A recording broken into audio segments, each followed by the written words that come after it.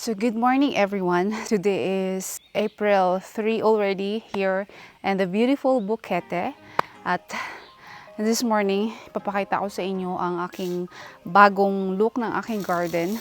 Hindi ko to hiniling but my partner did this for me, so it's really nice. I like it and I'm happy. And ayun, this morning it's already 8 a.m. I went down to the chicken coop. The chicken coop.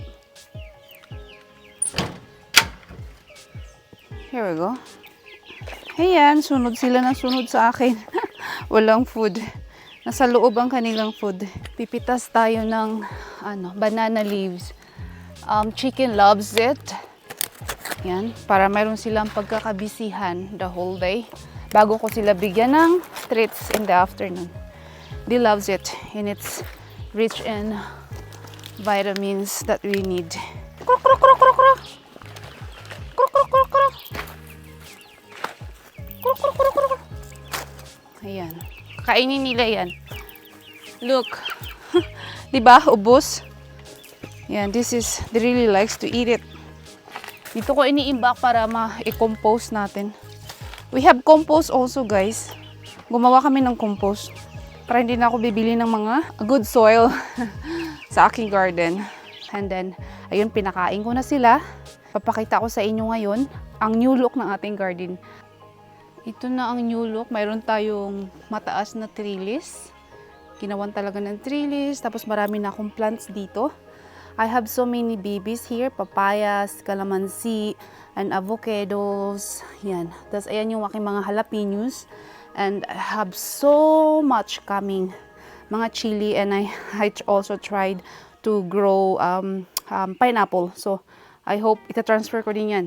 I have lots of spring onions here, yeah, from the mother and the babies. And if you can see, ito, ginawa din to para may trellis tayo. It was, meron ditong alugbati before. Tinanggal ko na kasi matanda na rin. So, magtatanim ako ng bago. Meron na akong mga babies na Malabar spinach. Okay.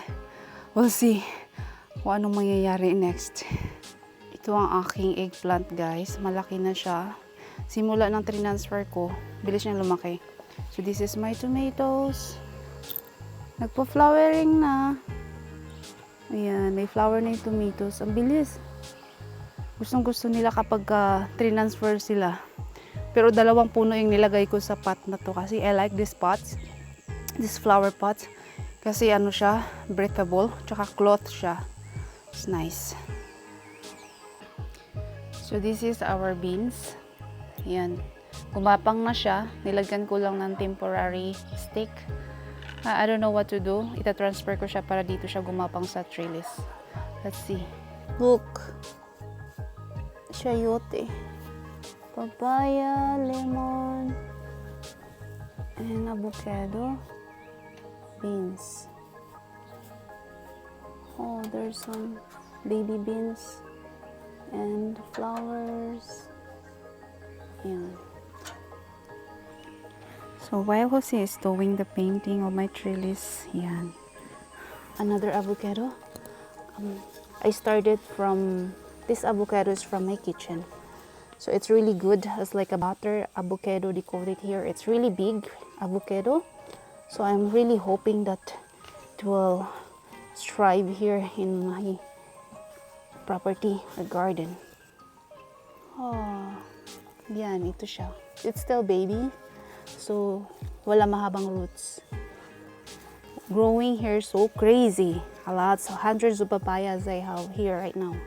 So this is my beans. My baggy beans. So I've changed the pot for a bigger one here. So I think it's gonna work now. Let's see. So we have to protect the roots. It's gonna be like this. Then let's add some dirt now. It's a crowded garden. I have a small garden only. So we're trying to do something. Fit everything in this garden. I'm gonna add some more soil. Some more. Yeah.